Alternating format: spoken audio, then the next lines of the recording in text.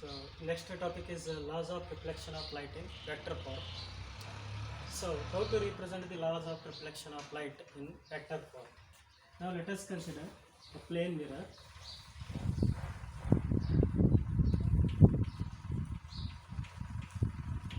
A ray of light incident on the plane mirror. But how the ray of light incident on the plane mirror here? The ray of light incident obliquely. At the point of incidence, the light turned back into the same medium. So it is called incident ray and it is called reflected ray. Then at the point of incidence we are going to draw the normal. So what is angle of incidence here? Angle of incidence is the angle between incident ray and normal.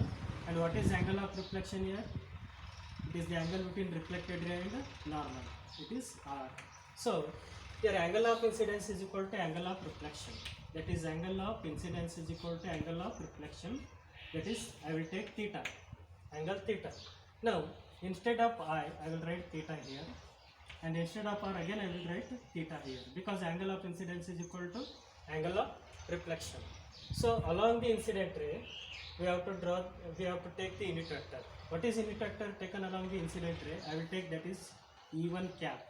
So cap, if there is a cap now, this is a which type of vector? It is a unit vector because whose magnitude is 1 and which is particularly used to show the direction. Okay, in which direction the light incident and in which direction the light reflects. So in this direction light incident, then this unit vector can be resolved into how many components here? 2 components. Why? Because here this unit vector is in the xy plane. If a vector is in the xy plane, that vector can be resolved into how many components here? 2 components. So by using the alternate angle, these two are alternate angles. So what is this component and what is this component? This is x component and it is y component. So let us take now. Then this is a unit vector E1. This unit vector can be resolved into how many components here? 2 components. X component of E1 is E1 sin theta, magnitude of E1 sin theta, and the component of unit vector taken along the y-axis is the magnitude of E1 into cos theta. Why? Because here this side is adjacent for the theta and this side is opposite for the theta. That is why opposite side can be determined by sine function and adjacent side is determined by cos function. Similarly, the unit vector taken along the reflected ray, that is E2, and this unit vector also resolved into how many components here? 2 components. One is x component, another one is y component. Then this is a unit vector taken along the reflected ray, that is E2. So here what is x component of E2 and what is y component of E2? Then by using again the corresponding angle, so this angle is corresponding to this angle. These are called corresponding angles. So what is the component of E2 along y-axis here? That is, it is the unit vector which is in xy plane again, which can be resolved into how many components here? 2 components. But it is in positive x and positive y plane, but it is in positive x and negative y plane. So now this is angle theta. For this angle theta, it is adjacent side and it is opposite side. Then the component of E2 along the y-axis, that is E2 cos theta, and it is E2 sin theta. Then we can write E1 is equal to unit vector taken along the incident ray. E1 is equal to the component of unit vector along the x-axis. What is the component of unit vector along the x-axis? That is magnitude of E1 into sin theta. And what is the component of unit vector taken along the y-axis here? That is minus. Why it is minus here? Because it is along the negative y-axis. Because it is down now.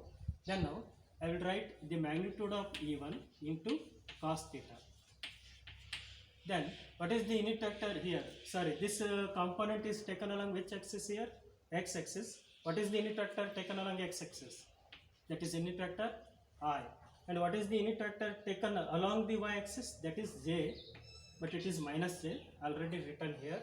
Then what is magnitude of unit vector? 1. That is sin theta I. What is the magnitude of E1? Again it is 1, because magnitude of unit vector is 1 and cos theta into j. Similarly, what is the unit vector along reflected ray? That is E2. Then E2 is equal to the x component of E2 plus the y component of E2. What is x component of E2 here? X component of E2 is plus the magnitude of E2 into sin theta. So it is along positive x-axis, that is why unit vector can be taken as positive I, then plus the y component of unit vector E2, that is the magnitude of E2 into cos theta, and this is taken along positive y-axis, that is why unit vector j. Then what is the magnitude of E2? 1, that is sin theta I, and it is magnitude of E2, again it is 1, it is cos theta j. Then what is the resultant of E1 and E2 here?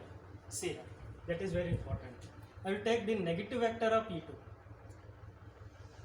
It is the negative vector of E1, that is minus E1, and the positive vector of E2, because by the parallelogram law of vector addition method we have to join the tail to tail.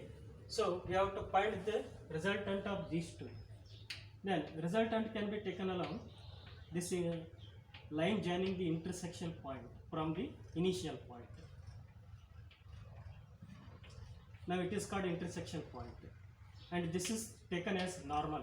Along which one we are going to take resultant of E2 and E1? Along the normal. Okay. So we can write E2 minus of E1 by the parallelogram law of vector addition method.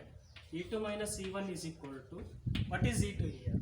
Sin theta I plus cos theta j. What is E1 here? Sin theta I minus cos theta j plus sin theta I minus sin theta I get cancelled. Then plus cos theta j minus into minus plus cos theta j, it is 2 cos theta j. So I will write here sin theta I plus cos theta j, then minus into plus minus sin theta I, and minus into minus that is plus cos theta j. Then minus sin theta I plus sin theta I get cancel, these two get cancelled. Then cos theta j plus cos theta j, it is 2 cos theta j. Then it is E2 minus of E1.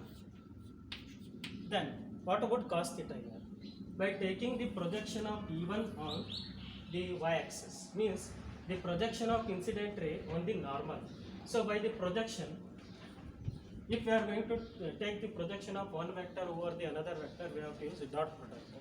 What is a dot product here? Minus of E1 dot.